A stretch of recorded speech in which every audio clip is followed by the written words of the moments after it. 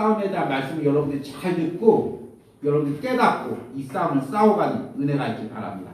넘어가서 자 2021년 청년부 주제설교 2021년에는 주제설교 한번 그리고 말씀 묵상 설교 한번 교대로 나가고 있습니다. 그래서 이제 첫 번째 4주 동안은 주제에 맞게 말씀으로 나를 보게 하소서라는 주제로 여러분에게 말씀을 전했고 두 번째 주제 지난주까지 마쳤죠. 말씀으로 그러면 실제적으로 세상을 어떻게 살아가야 될까.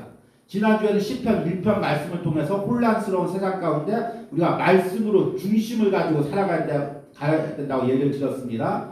그리고 이제 이번 주부터 4주 동안 격주 동안 그리스도인과 영적 싸움 이 영적 싸움이 무엇인지 깨닫고 여러분들이 잘 적용하시기 바랍니다. 목사님이 왜 이 주제를 택했냐면 지금 이 코로나 상황 가운데서 여러분들이 알게 모르게 영적 싸움이 매우 극심해요. 그래서 예배 나오는 자도 예배 나오지 못하게 하고 겨우 예배 나오는 자도 침체와 낙담 가운데서 겨우 예배만 드리게 하고 그 알지도 못하는 상황 가운데 우리가 지금 영적 싸움에 눌려 있는데 여러분들이 이 말씀을 통해서 깨닫고 지금 내가 싸우고 있는 영적 싸움이 무엇인지를 분별하고 기도하는 그런 은혜가 있길 바랍니다. 넘어가서 그녀는 왜 교회를 떠났을까? 아름다운 여성이 있어요. 가방을 싸들고 나가요. 어디를 나가? 교회를 떠나가는 거야. 이 사실 이제 이 그림은 아니고 무슨 이야기냐면 우리 사모님이 예전에 이제 병원에 같이 근무하던 그 자매가 한 분이 있는데 그 자매를 갖다가 같이 좀 몇 년 전에 전도한 적이 있어요. 그리고 이제 전도를 해가지고 이 자매가 우리 진일교회 와가지고 담임 목사님 앞에서 그 더임 전도를 갖다가 다 이제 들었어. 그랬더니 이 자매가 깜짝 놀라는 거야. 자기는 그동안 하나님이 있는 걸 믿지 않아요. 그리고 예수님이 하나님의 아들이라는 것도 믿지 않아요. 그리고 그 친구 사모님이 교회 나오라고 하니까 예의상 어쩔 수 없이 한번 나온 거예요. 근데 더임 전도를 들으면서 하나님이 살아계신 게 느껴지더라고요. 이렇게 앞뒤가 딱딱 맞아서 하나님이 계신 거, 우리가 죄인인 거, 우리가 구원받는 게 이렇게 사람이 한 이야기가 맞을 수가 없다는 거예요. 그러면서 정말 이제 자기 이제부터는 하나님 믿고 교회 나오겠다는 거예요. 할렐루야. 그런데 그 다음 주에 이 자매가 운전을 하다가 접촉사고가 났어. 그리고 접촉사고가 나가지고 큰 좀 손해를 봤어. 그러더니 이 교회를 안 나오겠다는 거예요. 아니 왜 교회를 안 나오냐고 물어봤더니 아니 자기가 교회를 나왔는데 왜 접촉사고가 나냐. 이때 뭐라고 이야기해줘야 돼. 그래서 잘 이야기해줘서 교회 나올 때 때로는 어려움이 있지만 극복하고 나오면 하나님 더 깊게 만난다. 이야기를 해줬어. 그래서 몇 주 안 나오다 이제 겨우 이제 교회를 나왔어. 그런데 이 자매가 집에서 목욕탕에서 샤워를 했어. 샤워를 하다가 비누를 밟았어. 그리고 넘어졌어. 발목이 삐어가지고 유리처럼 기부스를 했어. 그러면 교회를 안 나오는 거야. 유리야 그 심정 알겠지? 교회를 안 나오고 그래서 아무리 설득을 해도 아니 왜 하나님이 계신데 내가 왜 교회 나갔는데 왜 갑자기 평생 일어나지 않는 내가 발목을 다치면서 이런 일이 일어나냐고. 내가 교회 안 나가야 되겠다. 그리고 나서 지금까지 교회를 안 나가. 안타까워. 가끔가다 만나면 너무 좋은 자매고 또 병원에 근무하기 때문에 목사님이 좀 아픈 부분이 있으면 이렇게 공짜로 치료도 해주고 아주 좋은 자매인데 근데 끝끝내 교회를 안 나와. 이 자매는 왜 교회를 안 나왔을까? 왜 교회를 안 나왔을까? 교회 나오면 잘 될 줄 알았지. 교회 나오면 어려운 일이 없을 줄 알았지. 그런데 교회 나오니까 교통사고가 나고 교회 나오니까 몸을 다치는 거야. 왜 그럴까?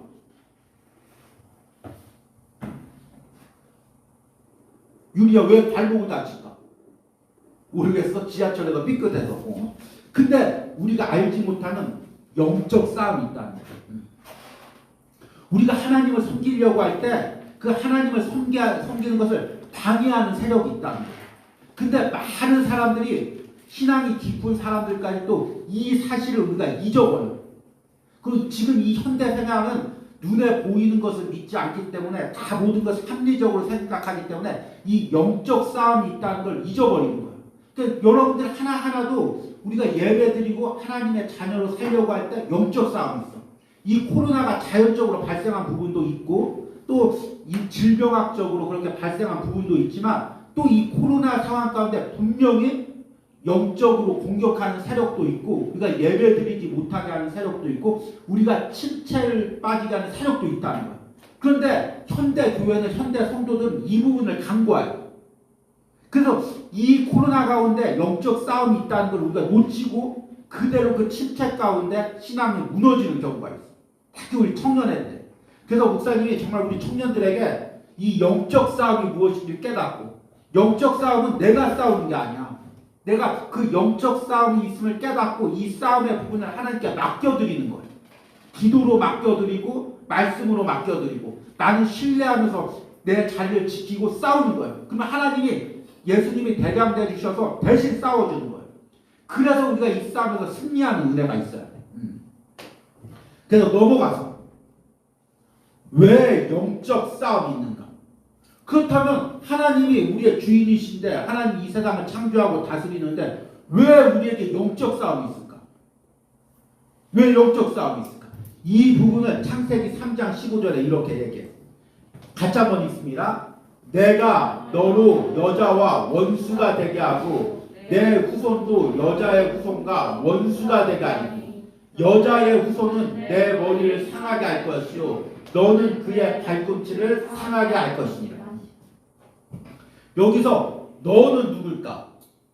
사탄을 이야기해. 이 사탄이 하와를 타락시키고 또 아담을 타락시키고 그리고 아담과 하와 온 인류를 갖다가 종처럼 부리면서 공중 권세를 잡았다고 성경에는 이야기해요. 그래서 지금 사탄이 공중 권세를 잡고 있고 우리의 위에 군림하고 있는데 하나님께서 보시기에 하나님의 그 자녀가 사탄에게 끌려다니고 있는 거야. 종로로 타는 거야. 여러분 내가 애를 낳았어. 그래서 학교를 보냈어. 중학교를 보냈어. 그런데 중학교에 일진이 있는 거야. 그래서 내 애를 갖다가 협박을 해서 하루에 10,000원씩 갖고 오고 또 쉬는 시간마다 매점으로 셔틀을 시켜. 근데 우연히 학교 갔다 그걸 봤어. 속이 뒤집혀 안 뒤집혀? 뒤집혀요. 온유가 그런 꼴을 당하고 있다고 해봐. 아빠가 얼마나 뒤집히겠어. 하나님도 마찬가지야. 우리를 하나님께서 하나님 자녀로 창조하셨는데 사탄에게 매여서 사탄의 셔틀 노릇을 하고 있는 거야. 그러니까 하나님이 보시기에 너무 안타까워서 여자의 후손, 죄 없는 남자, 죄 있는 남자의 후손이 아닌 여자의 죄 없는 여자의 후손으로 와서 예수 그리스도가 와서 그 사탄의 권세를 깨뜨려 버린다는 거야. 그걸 뭘로 표현하냐면 여자의 후손은 예수 그리스도는 내 머리를 사탄의 권세를 상하게 할 것이야. 너는 사탄은 그의 발꿈치를 상하게 할 것이다. 여기서 그의 발꿈치를 상하게 한다는 것은 예수님을 십자가에 못 박는 것을 예언하는 거예요. 예수님을 죽이는 것처럼 예수님의 권세를 끝내는 것처럼 십자가에 못 박았지만 결국에 그게 사실은 예수님의 발꿈치를 무는 것밖에 되질 않는다는 거예요. 그리고 사탄은 머리가 깨뜨려지는 일이 일어난다는 거예요. 그러면 머리가 깨뜨려지면 사탄의 권세가 끝날까 안 끝날까? 뱀을 있잖아. 여러분들 이제 잘 안 봐서 모르겠지만 목사님 어렸을 때는 동네 뱀들이 많이 나왔어. 비암. 무서워 비암.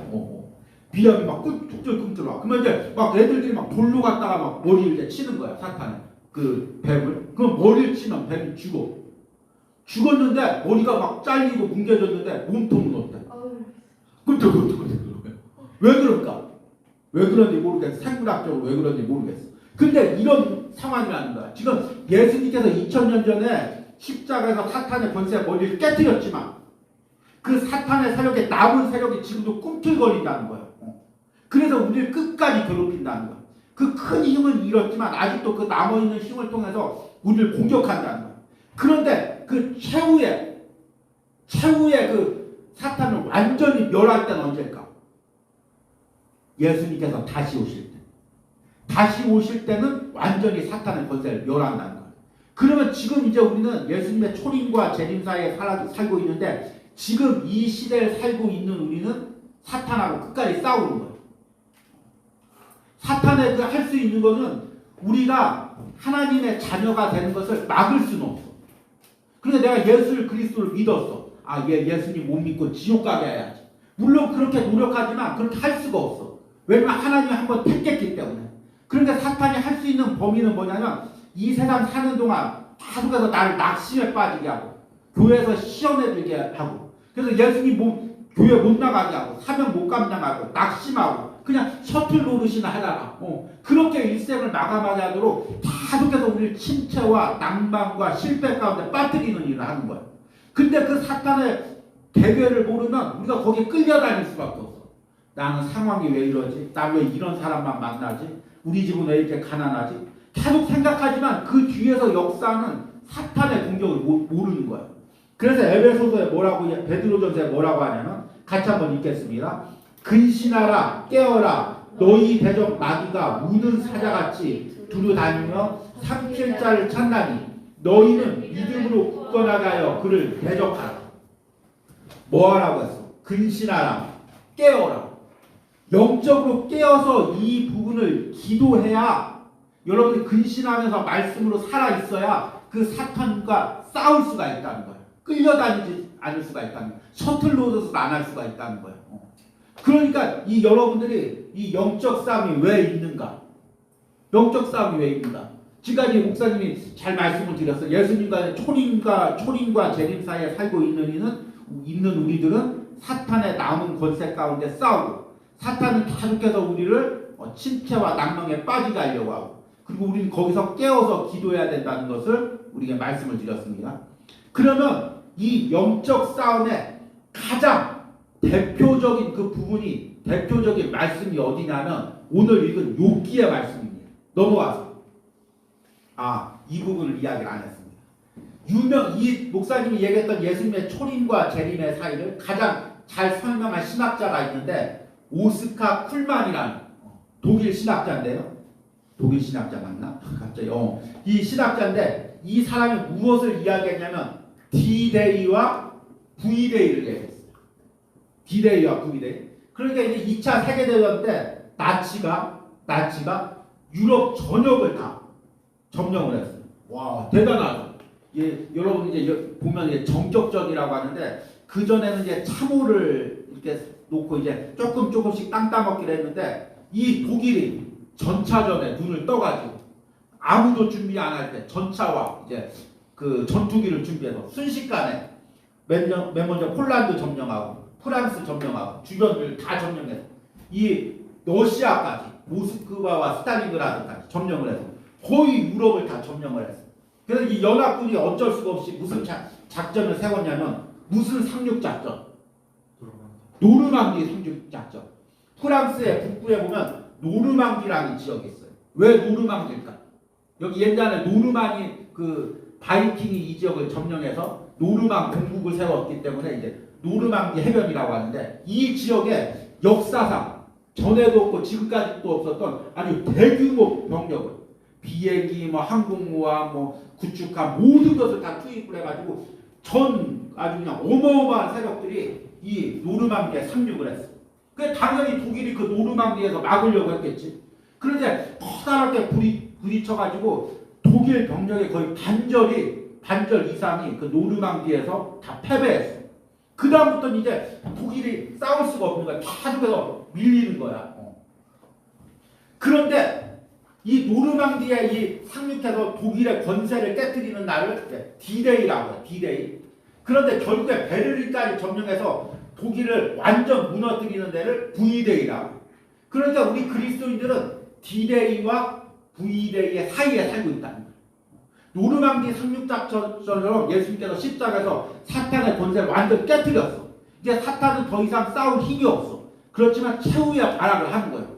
그리고 베를린이 점령돼서 히틀러가 죽는 그날까지 V-Day가 되는 그날까지 우리는 싸우는 거예요. 아직까지 그 남아있는 사탄의 세력과 싸우는 거예요. 이 부분은 이제 비유로 오스카 풀만이 D-Day와 V-Day로 표현을 한 거예요. 그래서 이제 D-Day는 예수님의 초임, V-Day는 예수님의 재림의 시기. 우리는 이미 온 시기, 아직 오지 않은 시기. 그래서 이미와 아직 사이에 살고 있다. 이것을 이제 오스카 풀만이 이야기했죠. 근데 넘어가서 이 영적 싸움을 가장 잘 표현하고 있는 그 성경 부분이 바로 욥기예요. 목사님은 처음에는 욥기를 이 고난에 대해서 초점을 맞춘 말씀이구나 그렇게 생각을 했는데 이 욥기를 읽으면 읽을수록 이 욥기가 영적 싸움을 아주 깊게 표현하고 있습니다. 깨달았어요. 왜 욥기가 영적 싸움을 표현하고 있는지 한번 잘 들어보기 바랍니다. 욥기 1장에 보면 넘어가서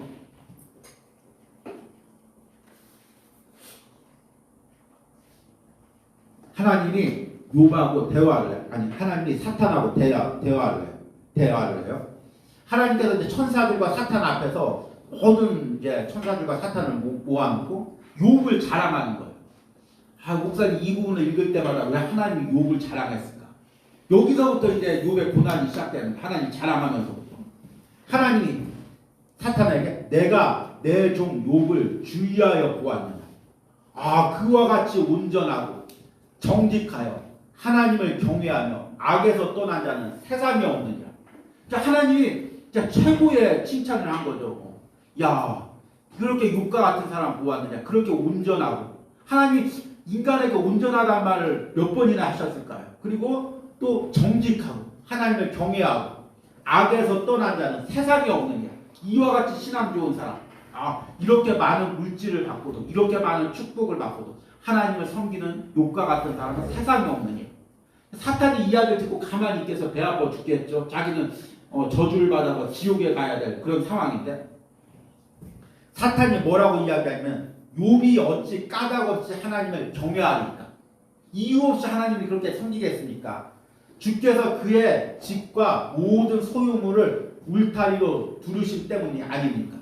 지금 욥이 하나님의 축복 많이 주셨으니까 하나님 잘 섬기는 거 아닙니까? 그 축복 걷어가면 하나님 원망할 사람입니다.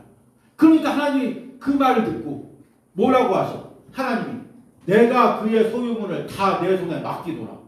아니 그 사탄이 그 얘기에 충동기라는 그거에 하나님께서 그렇게 그냥 쉽게 허락을 하시는 거야. 그리고 나서 다만 그의 몸에는 내 손을 대지 말라.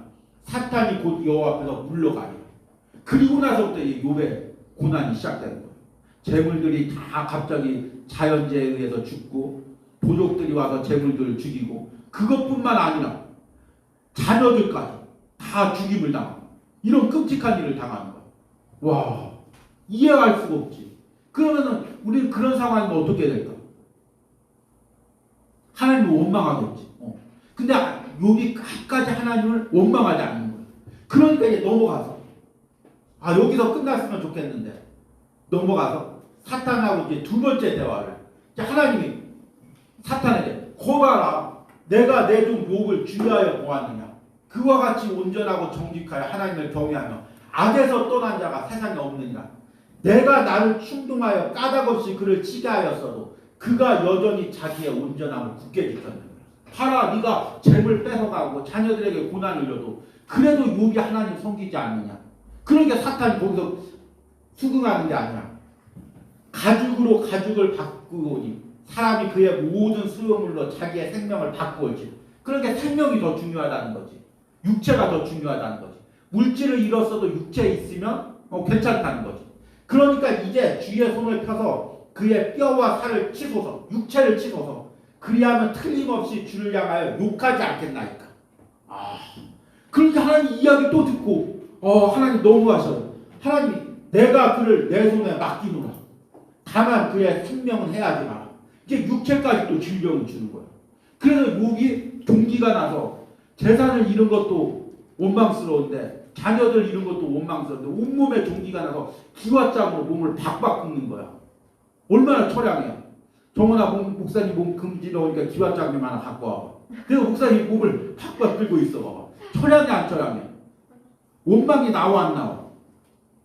넘어가서 그러니까 여기서 9절에 보니까 그의 아내가 그에게 이르되 당신이 그래도 자기의 온전함을 굳게 지키겠느냐. 하나님을 욕하고 죽으라. 욥이 뭐라고 했을까? 맞아, 내 인생 이것밖에 안 돼. 나 어쩌다 이렇게 많아. 하나님 잘 섬겼는데 재산도 있고 자녀도 있고 병도 걸리고 내 인생 다 끝났어. 하나님 너무하십니다. 하나님 욕하고 인생 포기할 수가 있는데 욥이 뭐라고 하냐면 10절 말씀 같이 한번 읽습니다. 그가 이르되 그대의 말이 한 어리석은 여자의 말과 같도다. 우리가 하나님께 복을 받았은즉 화도 받지 아니하겠느냐 하고 이 모든 일에 욥이 입술로 범죄하지 아니하니라. 목사님이 지금 하나님과 사탄의 대화, 그리고 그 사탄의 대화 가운데 욥이 고난을 당한 장면, 그리고 이해될 수 없는 욥의 인생의 문제들, 그리고 아내가 저주하는 부분들을 이야기했습니다. 그런데 중요한 건 뭐냐면 욥이 재산을 빼앗긴 것도 아니고 자녀들이 어려움을 당한 것도 아니고 몸에 질병이 걸린 것도 아니고 가장 중요한 건 뭐냐면 이 모든 사건들 중에 핵심은 뭐냐면 빨간 줄로 목사님이 쳐놓은 거예요. 같이 한번 읽습니다. 이 모든 일에 욥이 입술로 범죄하지 아니하니라. 그러니까 지금 욥이 싸우고 있는 영적 싸움의 핵심은 뭐냐면 바로 이거예요. 이 모든 일에 욥이 입술로 범죄하지 아니하니라. 지금 사탄이 욥을 무너뜨리려고 하는 핵심은 뭐냐면 하나님을 원망하고 자기 인생을 저주하고 죽도록 만드는 거예요. 그러니까 욥은 거기서 끝까지 마음을 지키고 이 모든 상황 가운데서 하나님을 찬양하는 거예요. 하나님께 영광 돌리는 거예요. 이 모든 것을 주신 분도 하나님이고 모든 것을 가져가신 분도 하나님이시다. 이 고백 속에 뭐가 담겨 있어요? 이 모든 일을 주관하신 분도 하나님이시고 하나님이 하실 때는 뜻이 있고 내가 이해하지 못하지만 하나님의 계획이 있다. 고난과 어려움과 이해할 수 없는 상황 가운데서도 하나님의 섭리를 신뢰하고 하나님을 찬양하고 하나님의 그 모든 것을 인정해 드리는 거예요. 하나님이 그것을 통해서 영광을 받으시는 거예요. 야, 이 욥이 이 고난 가운데서도 이 어려움 가운데서 보통 사람이면 다 인생 저주하고 하나님을 저주할 텐데 욥 끝까지 믿음을 지키는구나. 그리고 사탄한테 천사뿐만 아니라 사탄한테도 자랑하는 거예요. 야, 욥을 봐라. 이 어려움 가운데서 믿음을 지키지 않느냐. 이 세상에 욥과 같은 인물이 있지 않느냐. 욥은 자신의 삶에서 하나님을 끝까지 신뢰하고 하나님을 믿고 흔들리지 않음으로써 자신의 삶에서 드릴 수 있는 최고의 영광을 하나님께 돌리는 거예요. 하나님께서 우리를 창조하신 목적이 바로 그거예요. 내 삶을 통하여 하나님께 영광 돌리는 거예요. 사탄은 그걸 못하게 하는 거예요. 야, 너 이렇게 어렵지 않냐? 너 가정에서 어렵지 않냐? 너 직장에서 어렵지 않냐? 너만 어려움 당하지 않느냐? 너만 육체적 고난 당하지 않느냐? 하나님 원망해. 하나님 저주해. 네 인생 포기해. 네 인생 좌절시켜. 그렇게 계속해서 부정적이고 어둡고 낭망적인 생각들, 낙심적인 생각들, 자포자기적인 생각들 계속해서 우리에게 심어주면서 그냥 인생을 소망 없이 아무런 희망 없이 하나님에 대한 기대감 없이 낭만과 좌절과 실패감 가운데서 그렇게 내 인생도 저주하고 남도 저주하면서 그렇게 살고 그 침체 가운데 빠지길 원하는 거예요. 그런데 욥은 끝까지 이 싸움에서 지키는 거예요. 마음을 지키는 거예요. 이 모든 가운데 하나님의 섭리가 있다. 계획이 있다. 그리고 실제로 욥기 끝에 가보면 하나님께서 직접 나타나셔서 욥을 신원해 주세요. 그런 경우 어디 있어? 내가 누구랑 싸우고 있어. 근데 야, 너 하나님 잘못 섬겼어. 그래서 어려움 당해. 근데 하나님 직접 나타나서 야, 너 지금 나의 좀 누구누구를 갖다가 네가 왜 비난하니? 오, 그렇게 직접 말해주면 얼마나 진짜 감격이겠어. 진짜 그런 날 한번 오면 너무 감격일 것 같아. 그치? 누가 이렇게 막 나를 괴롭히고 하나님 직접 나타나서 야, 너 왜 주위에서 전영민 목사를 괴롭히느냐? 생각만 해도 너무 신날 것 같아. 근데 욥에게 그런 신원이 일어나는 거예요. 그리고 하나님께서 욥이 빼앗겼던 걸 다 갑절 이상으로 다 갚아주시는 거예요. 노년에 다시 복을 주시는 거예요. 욥이 이 모든 영적 싸움에서 승리했기 때문에 욥이 실제로 이 하나님과 사탄의 대화를 알았는지 그리고 자기의 이 고난이 지금 이 하나님과 이 영적 싸움 가운데 있는 건지 사탄과 영적 싸움 가운데 그거를 얼마큼 깨달았는지는 모르겠어요. 성경에 나와 있지 않으니까. 근데 만약 그걸 깨달았다면 더 잘 싸울 수 있지 않았을까? 지금 사탄이 끝끝내 이 어려움을 통해서 이 환경을 통해서 날 하나님 원망하게 하는구나. 내 인생 포기하게 하는구나. 낙심하게 하는구나. 여기서 내가 마음 지키면 하나님 인정해드리면 하나님의 섭리를 끝까지 신뢰하면 내가 승리하는 거구나. 그 영적 싸움을 깨달았다면 끝까지 더 마음을 잘 지켰겠지. 그런데 그런 걸 모르고 하나님 잘 섬기는데 내가 왜 어려움이 있지? 왜 이 고난이 있지? 하나님이 안 계시나 봐. 하나님 계셔도 나한테만 나쁜 일 시키는 나쁜 하나님인가 봐. 저주하고 원망하고 내 인생 이제 소망 없어. 스스로 포기하고 그렇게 살면서 영적 싸움에서 패배해서 교회도 못 나가고 예배도 못 드리고 사명도 못 지키고 내 인생 저주하고 남의 인생 저주하고 그렇게 그냥 쓸쓸하게 노년을 마쳤겠지. 그런데 이 똑같은 일이 지금 우리들 삶에 각자 삶에 나타나고 있어. 분명히 욥은 하나님께서 뭐라고 해서 세상에 욥과 같은 사람이 없다고 했어. 그러니까 성경에도 하나님이 인정하시는 의인이야. 의인을 뽑을 때 욥을 뽑아. 그런데 사실 우리는 그 정도 수준에는 못 미쳐. 우리는 다. 목사님도 못 미치고 여러분도 못 미쳐. 그래서 우리 사실은 욥과 같은 그런 커다란 고난은 없어. 막 갑자기 막 천재지변이 일어나고 자녀들이 다 죽고 막 욕창이 나고 그런 고난은 없어. 그렇지만 각자의 삶에서 다 욥과 같이 비슷한 그런 고난들이 있는 거예요. 직장에서 어려움을 당하고 가정에서 어려움을 당하고 육체적인 어려움을 당하고 그리고 나서 사탄이 그 모든 상황을 통해서 자꾸 날 충동시켜. 야 그것 봐라. 여기 욥의 아내처럼 주변 사람의 말을 통해서 자꾸 충동시켜. 근데 사실 이제 욥의 아내 뒤에서 또 역사하는 영이 있었겠지. 그래 야또 하나님 섬기더니 그 꼴 당하는 거 봐라. 또 나중에 내 친구들 통해서 믿었던 친구들 통해서 야 네가 하나님 잘 섬겼으면 까닭없이 왜 이런 고난을 당했겠냐. 네가 하나님 잘못 섬겨서 이런 거다. 계속해서 사람들의 말을 통해서 상황을 통해서 우리 마음을 계속해서 무너지게 하는 거예요.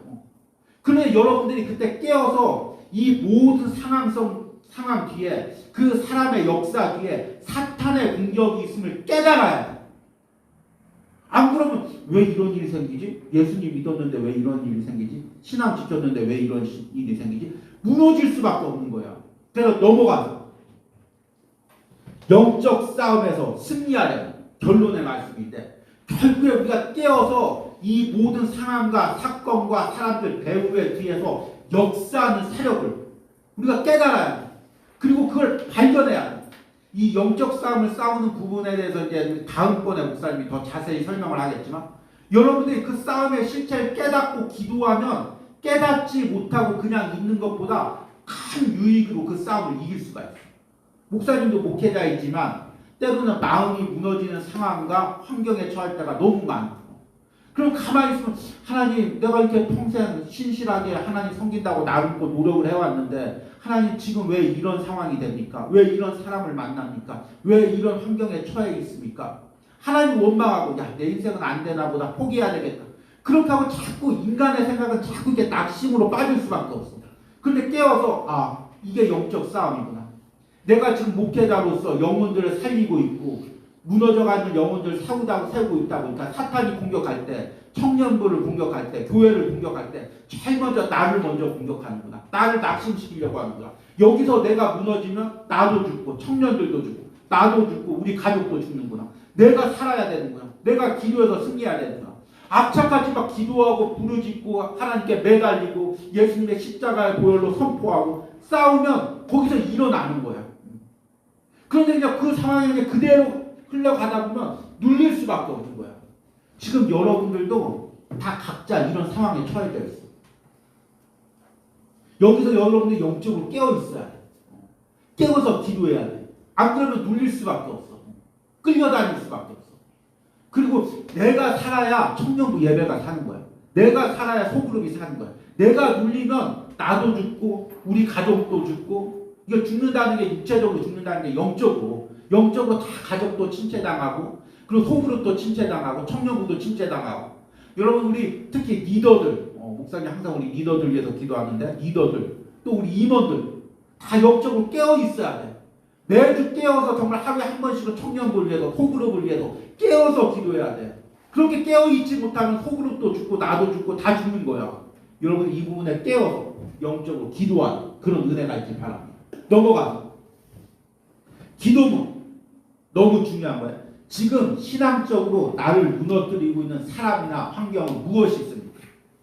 이런 환경 속에서 내가 영적으로 깨어있지 못해 무너지고 있는 부분은 무엇이 있습니까?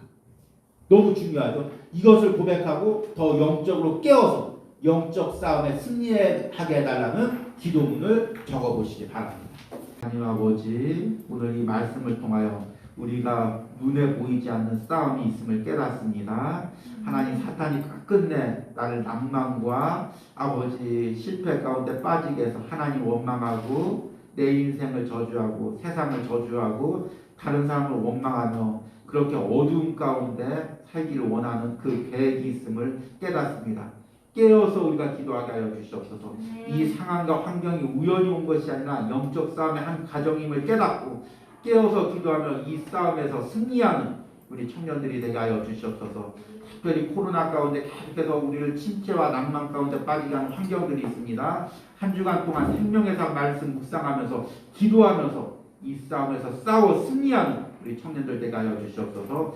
영적으로 무지하여 사탄의 배에게 끌려다니면서 하나님 실패와 낭망 속에 빠지는 청년들이 한 명도 없게 하시고 영적으로 깨어서 기도하면서 이 침체와 낭만 가운데서 일어나게 하시고 예배 지키고 신앙 지키는 우리 청년들 되도록 함께하여 주시옵소서. 소그룹 모임 가운데도 은혜 주시기 원합니다. 예수님의 이름으로 기도했습니다. 아멘.